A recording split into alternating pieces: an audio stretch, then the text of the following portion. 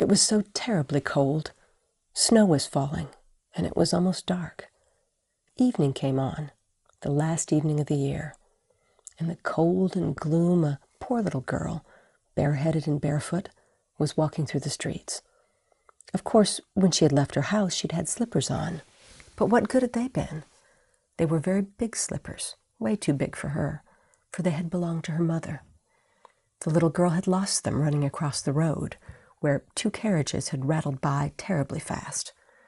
One slipper she'd not been able to find again, and a boy had run off with the other, saying he could use it very well as a cradle someday when he had children of his own.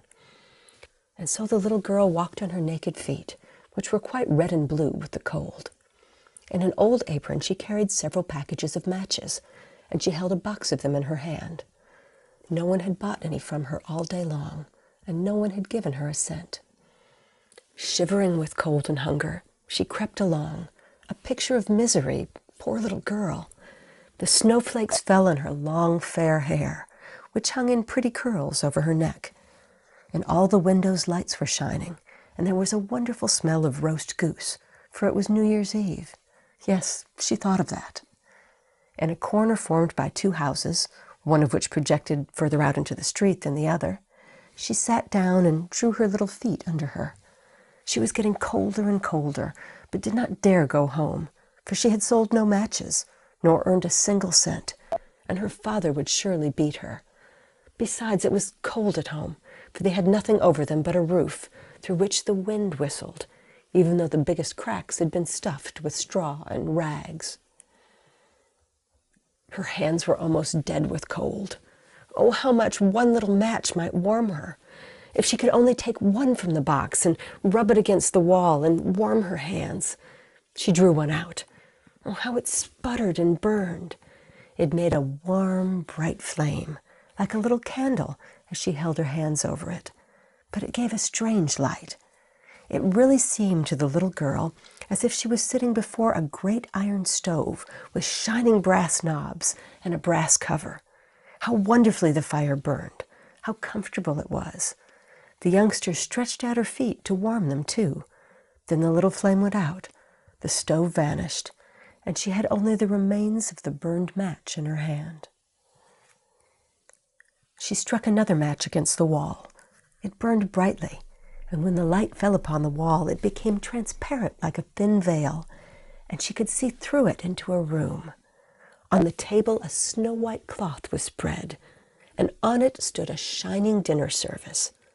The roast goose steamed gloriously, stuffed with apples and prunes, and what was still better, the goose jumped down from the dish and waddled along the floor with a knife and fork in its breast, right over to the little girl.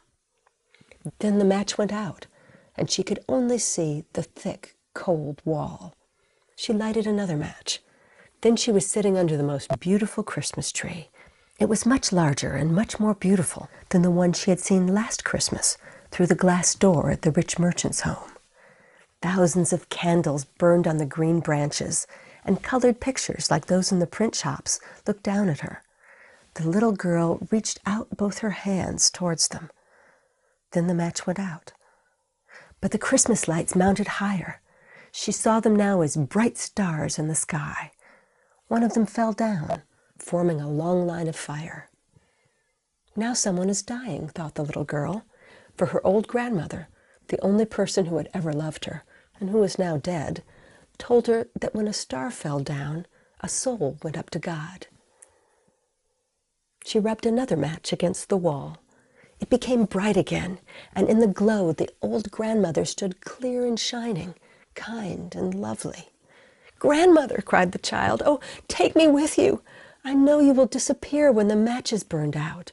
You will vanish like the warm stove, the wonderful roast goose, and the beautiful big Christmas tree." And she quickly struck the whole bundle of matches, for she wished to keep her grandmother with her. And the matches burned with such a glow that it became brighter than daylight. Grandmother had never been so grand and beautiful.